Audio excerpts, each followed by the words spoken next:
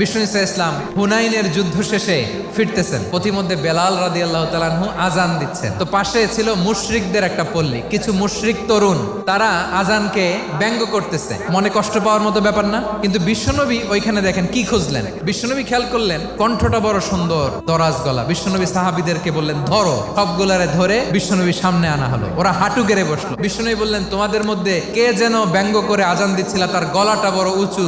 আবু মাহজুরা বলে আমার বন্ধুরা সবাই আমার দিকে আঙ্গুল দেখায়। আবু মাহজুরার মাথায় হাত দিয়ে বললেন এবার আজান দাও দেখি। আবু মাহজুরা বলে আমি তো আজান দিতে জানি না। বিশ্বনবী বললেন তাহলে আসো আমি তোমারে শিখাই দেই। বিশ্বনবী একটা বাক্য পরে, আবু মাহজুরা পরে, বিশ্বনবী পরে, আবু মাহজুরা পরে। আবু মাহজুরা বলে এক একটা বাক্য পড়ি আমার কলিজাটা গলে ঠান্ডা হয়ে যায়। বিশ্বনবীর সাথে দাঁড়িয়ে উনি শাহাদা পড়ে মুসলমান হয়ে গেলেন। বিষ্ণু ইসা ইসলাম বললেন যাও আবু মাহজুরা, আমি তোমাকে পৃথিবীর শ্রেষ্ঠতম মসজিদ মক্কার মসজিদুল হারামের মুয়াজ্জিন হিসেবে অ্যাপয়েন্ট করে দিলাম।